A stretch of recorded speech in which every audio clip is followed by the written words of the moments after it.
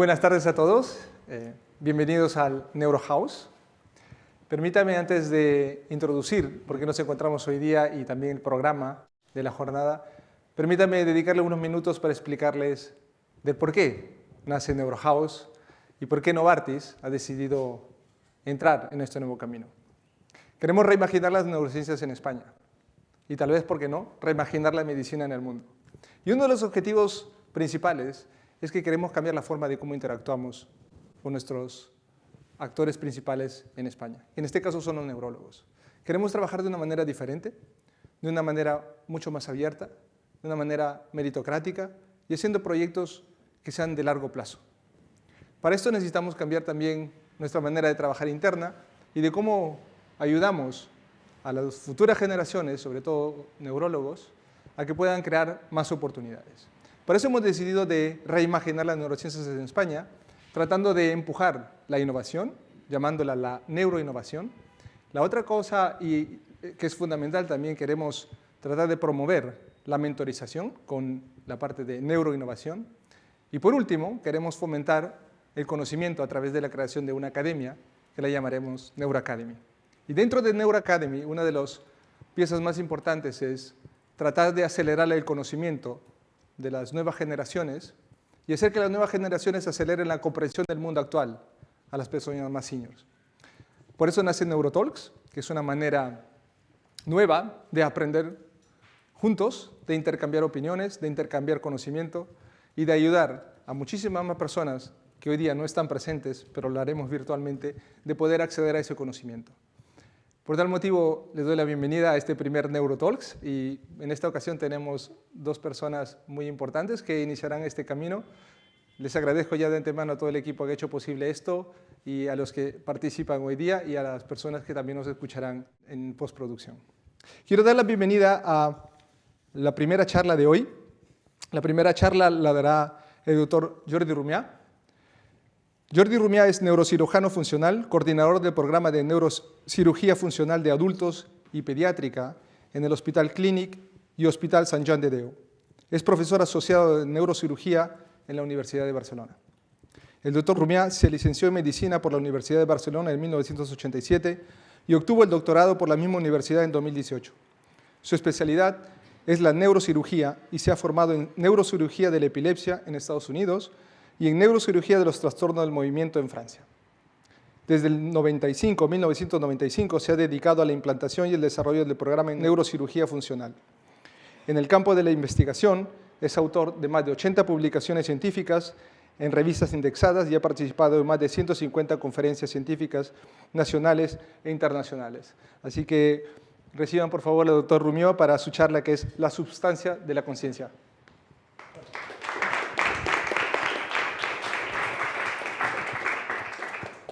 Bueno, muy buenas tardes. Gracias a los organizadores por la invitación. Quería dirigirme directamente al aspecto de lo que es la consciencia, lo que todos interpretamos que es la consciencia. Básicamente, me atrevería a decir que la consciencia es todo aquello que percibimos, desde un punto de vista muy genérico, pero desde un punto de vista más específico, ha sido quizás uno de los problemas más importantes que ha abordado el pensamiento humano. De hecho, las primeras elucubraciones al respecto tienen más de 3.000 años. Pero ha sido tan difícil y tan elusivo que incluso este libro que he traído aquí, que me lo compré en el 94, cuando estaba en UCLA, acaba siendo nihilista. Decía, es una situación tan difícil y anómala que la materia acabe siendo consciente de su propia existencia, que podríamos decir que es casi una anomalía en el universo y que, por lo tanto, el entrar a explicarla o el intentar descubrir cómo se produce esta evolución es una pérdida de tiempo, prácticamente venía a decir. Por nuestra parte, quizás estoy resumiendo demasiado este punto, pero la idea que me quedo de este autor, que le admiro muchísimo, es que oyendo el ruido de fondo, le damos una interpretación coherente sin que necesariamente la tenga. Esto es una cosa que me llamó mucho la atención. Pero se escapa de una visión mucho más pragmática, como la que tiene un neurocirujano que trabaja con aparentemente el sustrato que da lugar a la consciencia. Y esta es la pregunta que no solo nos planteamos aquí, sino buena parte de la que ha movido mi carrera profesional a lo largo de estos años. Es decir, ¿cómo puede ser que esta estructura con consistencia de flan y color rosa, que es tan blandita que cuando estás operando late porque entra la sangre y se dilata cuando entra la sangre y deja de latir cuando para la sangre, pueda estar manteniendo una conversación con ella? De hecho, otro de los libros simplemente son de cabecera y me acompañan siempre es de un neurocirujano de la epilepsia, que ahora ya está retirado, que juntamente con un paciente que era ingeniero y que pues, por circunstancias técnicas le intervino despierto, que es una práctica habitual hoy en día en la neurocirugía de la epilepsia, operar al paciente despierto para no lesionar determinadas funciones cerebrales, dio lugar a este libro, ¿no? Conversations with Neil's Brain. Es decir, ya no estoy hablando con Neil, estoy hablando con su cerebro. Es un aspecto, quizás por el otro lado, quizás demasiado materialista o reduccionista. Por supuesto que la conciencia tiene un sustrato material, eso no lo dudamos, pero no se reduce exclusivamente a ello. Pero como un punto de abordaje es bueno, de la misma manera que tenemos múltiples evidencias de múltiples campos, de la neurofisiología, de la neuroanatomía, de la neuroimagen, sobre todo de la neuroimagen funcional o de la conectividad hoy en día, que aportan un enorme cuerpo de conocimientos, pero no un cuerpo de doctrina fijo. De momento tenemos muchas evidencias experimentales, pero no las hemos unificado.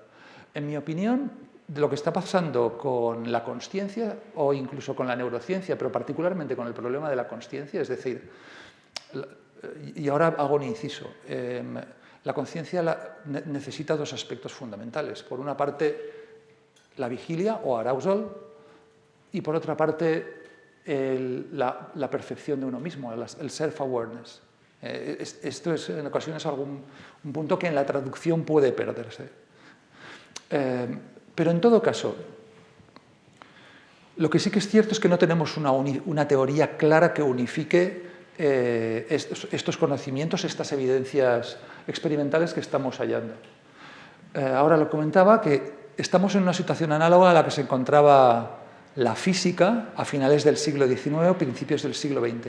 Había un montón de nuevas evidencias experimentales que empezaban a contradecir un poco la teoría preexistente, que era la mecánica newtoniana, que explicaba muy bien muchos fenómenos, pero con la mejoría de las técnicas experimentales no concordaban algunos de los hallazgos con las teorías preexistentes. Los hallazgos eran incorrectos, se pensó al principio, pero luego lo que se vio es que la teoría era insuficiente. La teoría no es que fuera incorrecta, la teoría preexistente, pero quedó englobada por la teoría de la relatividad y por la mecánica cuántica. Nos falta esto quizás en neurociencias. Ya hemos dado un gran paso. Hemos pasado de la teoría localizacionista, que ha sido útil pues, para manejar pacientes con lesiones focales, accidentes cerebrovasculares, tumores, traumatismos, pero el gran salto que hemos hecho, y esto también ha sido gracias a las técnicas de imagen de conectividad y funcional, es que hemos pasado de la mentalidad del localizacionismo, hay incluso un libro que se llama El error de Broca, que seguramente habéis oído hablar de él, a emplear la teoría de redes. Pero no la teoría de redes para un uso teórico y académico, no, a emplear la teoría de redes para planificar una cirugía de epilepsia, o para planificar una cirugía de Parkinson, o una cirugía, pues un trastorno bipolar. En ese caso, este cambio de paradigma sí que supone una diferencia muy importante. Y vista este paradigma, es como, desde un punto de vista estrictamente de la visión de un neurocirujano, como interpreto, no yo solo, sino basado en la bibliografía, pero también en mi experiencia personal, manual prácticamente, cuáles deben ser los correlatos o el sustrato anatómico o el sustrato neural de la consciencia. La definición de conciencia, como ya os he comentado, puede ser más formal y analítica. El awareness y el arousal, o bien de una manera mucho más general, pues todo aquello que experimentamos mientras somos conscientes de ello. Saborear un helado, tener un flemón, o un cielo azul, o que alguien raye un violín. Desde el punto de vista cualitativo de sabor, todas estas percepciones son tremendamente distintas y son generadas, insisto, por esta pequeña masa de 1,5 kilos, en el mejor de los casos, de aspecto gelatinoso. Mi asombro es diario con esto.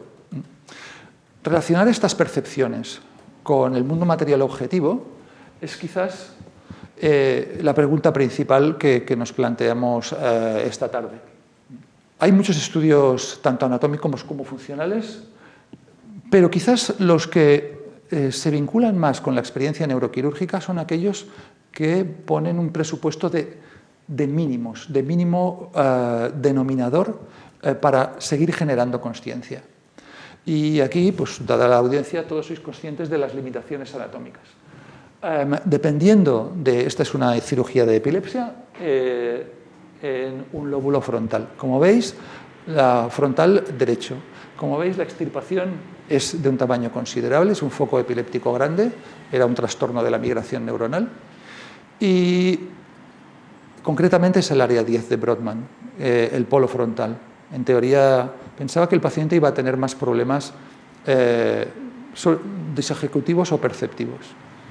Es cierto que no es tejido neural totalmente sano, pero tampoco es tejido tumoral. ¿Y cuál fue mi sorpresa? Que el paciente, y esto lo vemos habitualmente, que el paciente no presentó un trastorno disejecutivo muy importante y sobre todo, y en cuanto a lo que se refiere a la conciencia, su percepción tanto del medio externo como la propia no varió en absoluto, incluso mejoró. En cambio, si hubiese hecho esta misma resección en el lóbulo parietal, especialmente en el lóbulo parietal medial, como me he visto obligado en ocasiones por determinados tipos de enfermedad, esta percepción tanto del mundo externo como del yo interno, hay pacientes con la suficiente capacidad de introspección como para decir, me noto distinto y no te lo puedo especificar bien, pero algo ha cambiado en el sabor de cómo percibo las cosas, en el sonido, en el brillo, dependiendo de la zona asociativa afectada. No es lo mismo que cuando realizo la extirpación en un área primaria, en un área sensitiva primaria. Si realizas una extirpación en el área auditiva primaria, el paciente tiene un trastorno de la percepción, depende del tono, depende de la región extirpada, pues de un tono determinado que se compensa rápidamente con el otro hemisferio. No pasa así con el córtex visual, ya lo sabéis. Es el paradigma de la epilepsia resistente a fármacos. Aquí sí que no quiero entrar en este punto. Sabéis que es un problema de salud grave y que la cirugía de la epilepsia ya no es ningún tratamiento experimental, se viene realizando pues, prácticamente desde antes de la Segunda Guerra Mundial. Alguna de las primeras intervenciones neuroquirúrgicas que se llevó a cabo en el siglo XIX fue de epilepsia. La primera cirugía de epilepsia de la que se conoce fue un cochero o un conductor de tranvías a caballos de Londres que había recibido una COZ precisamente en el área motora primaria y tenía una epilepsia parcial continua contralateral. Victor Hosley, un neurólogo muy perspicaz, le dijo al cirujano que estaba por allí, quita la escara, a ver qué pasa. Naturalmente el paciente se quedó hemipléjico, pero pararon las crisis. Es decir, no es ningún tratamiento experimental ni nuevo. Y de hecho está soportado por unos grados de evidencia que ya me gustaría que muchos fármacos tuviesen estos grados de evidencia. Y también, no solo desde el punto de vista, esta es la metodología básicamente es descubrir la zona en la que se generan las crisis y luego hacer estudios exhaustivos para ver que la extirpación de esa zona no generará secuelas peores que la propia epilepsia, obviamente.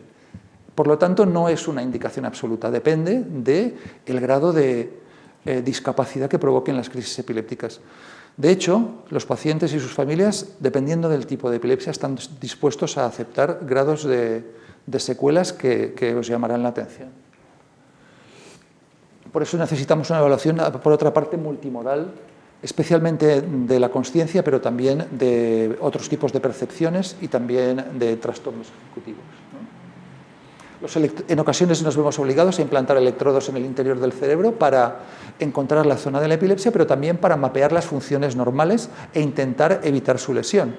Claro, esto da una fuente de datos sobre cómo funciona el cerebro humano tremenda. Casi todos los conocimientos de los que se dispone no basados en lesiones, basados, por ejemplo, en estimulación eléctrica cortical, vienen de la cirugía de la epilepsia. A todos os suena el homúnculo de Penfield, ¿no es así?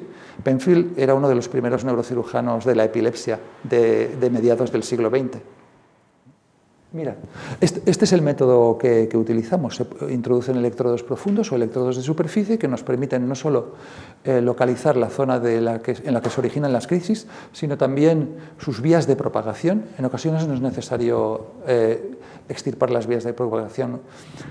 Y estoy pensando en un abordaje no localizacionista, no de cajoncitos, el de hablar, el de la epilepsia, el de la memoria, sino es una red interconectada. Pero como pasa en las redes interconectadas funcionales, también pasa en las redes interconectadas de la epilepsia. Si esta red afecta en un momento dado la consciencia, es una cirugía que no se puede llevar a cabo. Por eso, por ejemplo, no llevamos a cabo extirpaciones en el tálamo.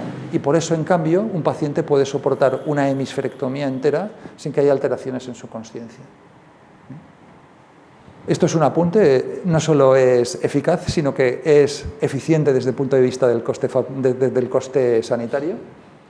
En todo caso, lo que quiero decir es que llevando a cabo un acto terapéutico convencional ya aceptado, podemos recoger una cantidad enorme de conocimientos de cómo funciona nuestro cerebro y especialmente en cuanto a la consciencia. ¿Cuáles son los mecanismos neurales comunes mínimos? Es evidente que un paciente, incluso aunque esté tetrapléjico, su experiencia consciente, aunque con modificaciones, se mantiene intacta. Por lo tanto, por exclusión, podemos decir que el tejido de la médula espinal y también el del cerebelo, en el cerebelo hay más neuronas que en el cerebro incluso, pero están ordenadas y trabajan de una manera en paralelo y además sin reverberación, trabajan en paralelo y además es un forward feedback, trabaja como un sistema de servo-ayuda, pero no hay mucha retroalimentación. Por lo tanto, las lesiones extensas, a veces extirpaciones de cerebelo o las lesiones medulares no afectan a la consciencia. Por lo tanto, los podemos descartar como sustrato, incluso en el día a día, como sustrato mínimo imprescindible para mantener la consciencia. Los hemisferios cerebrales dependen de las zonas. Y el córtex anterior es una zona que, dependiendo de la extensión y de la localización, afecta más las funciones ejecutivas que la percepción y, por lo tanto, la experiencia personal e individual. Por lo tanto, ya veis hacia dónde os estoy orientando. Sabemos que prácticamente es el córtex posterior, especialmente el córtex temporo-parieto-occipital, aquel en el que reside la percepción tanto del mundo externo como del mundo interno. Y por eso lesiones mucho más pequeñas que las que he contado en determinadas zonas, especialmente parietales mediales, del precúneo, pueden producir alteraciones perceptuales muy importantes. De hecho, incluso la imagen funcional en pacientes que tienen fenómenos alucinatorios o en pacientes que tienen fenómenos de e-autoescopia, es decir, que se ven a sí mismos fuera de su cuerpo, los estudios funcionales indican que la red afectada es especialmente de la porción posterior. Esto ha cambiado completamente el paradigma en la neurocirugía. Tengo que confesar que mis colegas, mientras el paciente sea capaz de mover los brazos y las piernas y de decir el día de la semana que es, muchos de ellos se quedan contentos.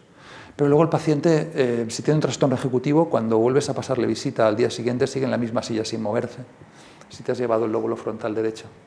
Si es una cuestión parietal, dices, le ha cambiado la personalidad, seguramente será reactivo a la cirugía, hay que mandarlo a los compañeros de psiquiatría. Hoy mismo, a un paciente que tenía una malformación arteriovenosa occipital medial, le querían dar antidepresivos, cuando tiene la default mode network arrasada por la malformación arteriovenosa.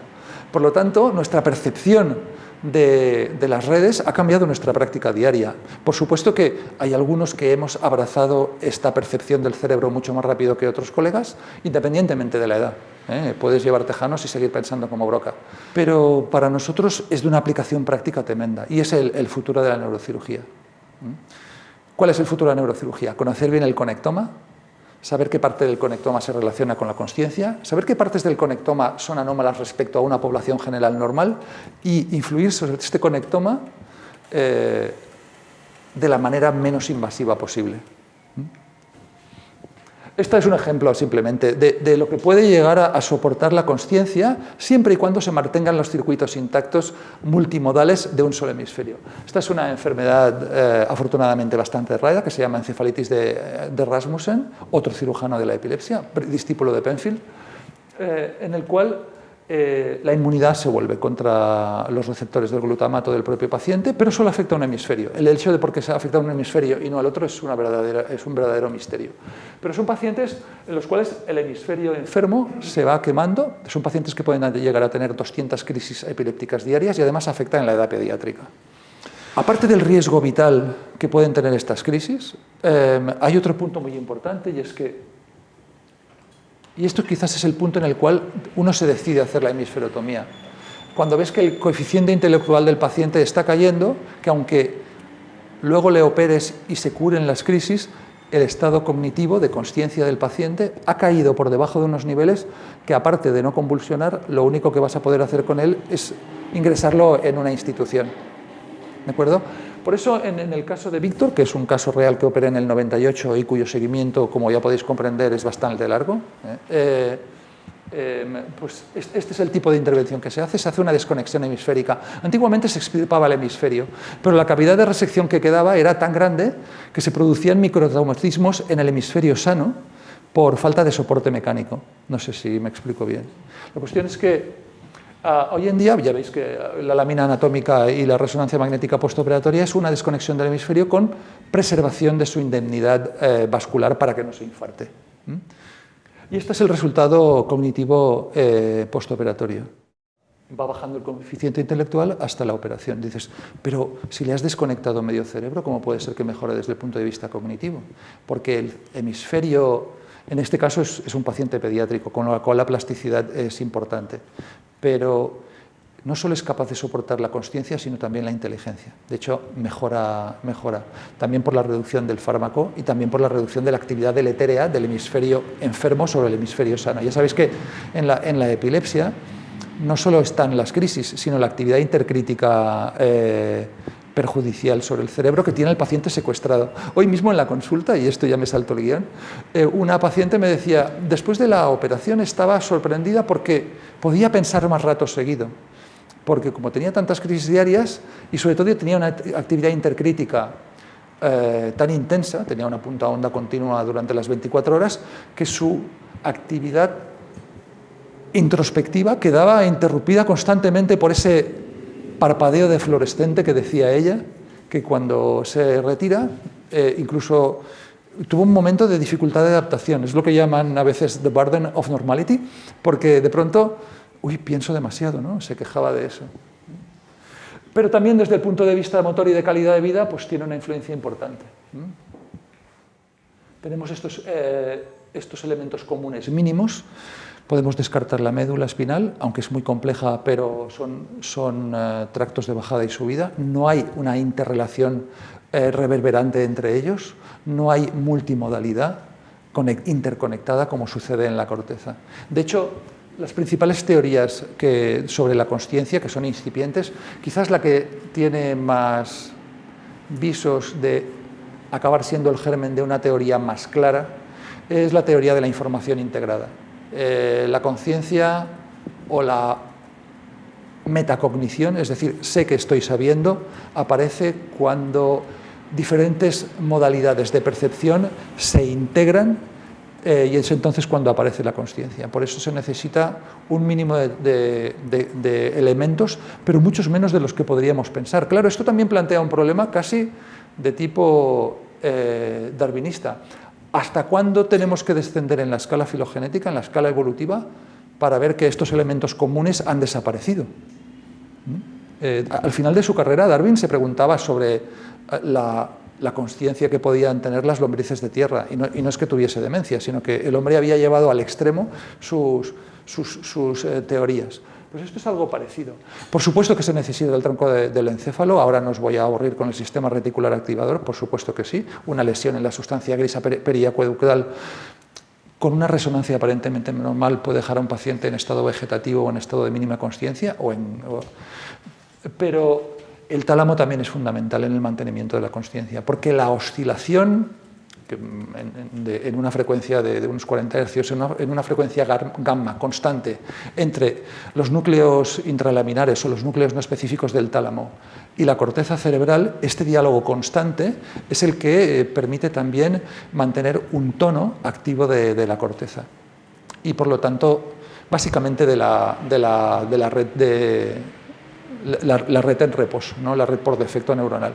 Claro, esta red se suprime y por lo tanto el nivel de autoconsciencia disminuye. Esto es una percepción interna que todos la tenemos. Cuando haces algo que requiere concentración, el nivel de autopercepción de uno mismo baja, porque los recursos que dedica el cerebro a la red de reposo pues se van a la red activada. Por ejemplo, conduciendo, pues has cambiado de ciudad y no te has dado cuenta del trayecto. O si le explicas a alguien cómo es que escribe esa máquina tan rápido, pues no te lo puedo explicar. No tengo consciencia de esa rapidez, porque como ya lo tengo integrado y automatizado básicamente en los ganglios basales subcorticales, pues no llega a la corteza y por lo tanto no se hace muy consciente. ¿De acuerdo? Lo que sí que está claro es que si una sensación no le lleva suficientemente tiempo al tálamo para proyectarla sobre la corteza, no se hace consciente. Y esto plantea también otra incógnita importante. Si el sistema límbico toma una decisión y a través del tálamo luego llega a la corteza y en la corteza tenemos que justificarlo, ya vemos que la corteza por sí sola toma muy pocas decisiones. ¿De acuerdo? Y eso explica muchas cosas. Eso explica por qué seguimos guiándonos mucho más por el sistema límbico que por el neocórtex. Este explicaría muchas cosas de la experiencia humana, del día a día. Y es lo que les va también a las personas que pretenden manipular la conducta ajena, pues es mucho mejor apelar al sistema límbico que al prefrontal. El prefrontal es un recién llegado en la evolución.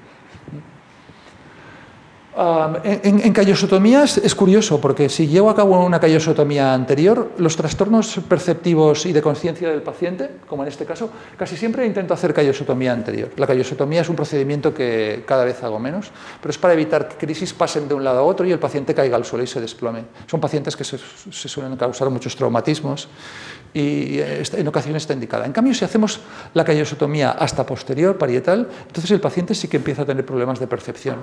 La mano derecha toma decisiones que la mano izquierda no ignora. Puede ser que un paciente, bueno, esto lo hemos visto, llega al vestuario, al vestidor, y la mano derecha escoge una camisa y un pantalón que no cuadra en absoluto, ¿no? ¿Habéis oído hablar del split brain syndrome? Viene de este tipo de cirugías de epilepsia. De hecho, fue motivo de un premio Nobel de Sperry y Gazzaniga a finales de los 70. Esta es una callosotomía anterior de las que pretendo hacer. Y esto es como las técnicas de imagen pues, permiten demostrar que realmente los dos glóbulos frontales están desconectados y en cambio el paciente mantiene una conciencia de sí misma intacta. Y por último, creo que, bueno, esto es la desconexión, los métodos de estimulación cortical.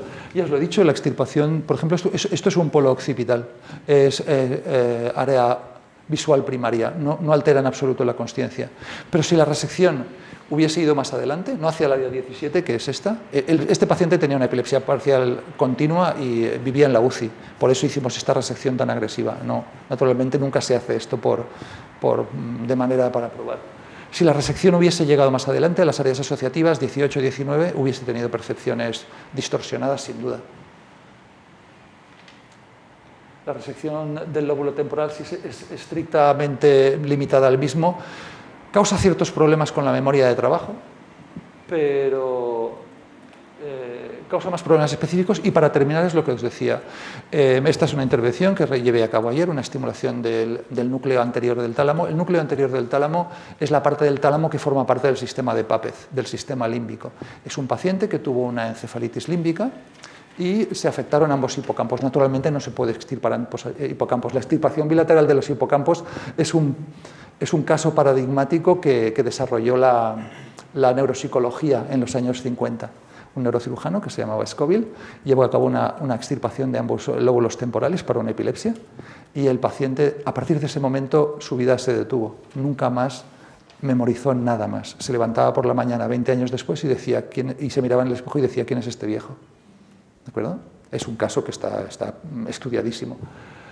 Por eso preferimos ahora modular los circuitos. Sí, con la intensidad de los electrodos aplicados, por ejemplo aquí en el núcleo anterior del tálamo.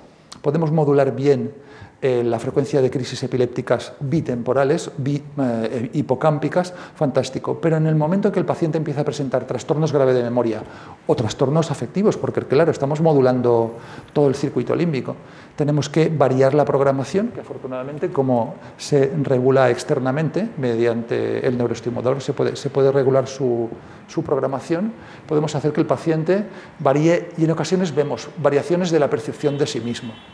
Es un poco jugar aprendiz de brujo, pero en cuanto que el sistema es reprogramable, permite llevar a cabo cirugías cuyo efecto no es permanente, sino que es modulable o incluso reversible. Básicamente, esta es la idea principal, ¿no? Para resumirlo mucho y como mínimo desde el punto de vista de un neurocirujano funcional, la visión que me ha dado la cirugía de los trastornos de movimiento o de los ganglios basales, juntamente con la visión que me ha dado la cirugía de la corteza cerebral, me permite opinar, aunque también hago trampa porque es fundamentado sobre la bibliografía existente y sobre los estudios neurofisiológicos, que el sustrato mínimo de la consciencia para los humanos y seguramente para otras especies básicamente es el cerebro posterior, el córtex posterior, que se necesita de manera ineludible el tronco cerebral para el arousal y para mantener el tono y la regulación, la conversación, el efecto tónico del tálamo sobre la corteza. Y por eso este tipo de tratamientos. Aquí no estás influyendo solamente sobre el tálamo, como las proyecciones de estos núcleos son enormes, también estamos influyendo y modulando toda la acción del cerebro. Y muchas gracias por vuestra atención.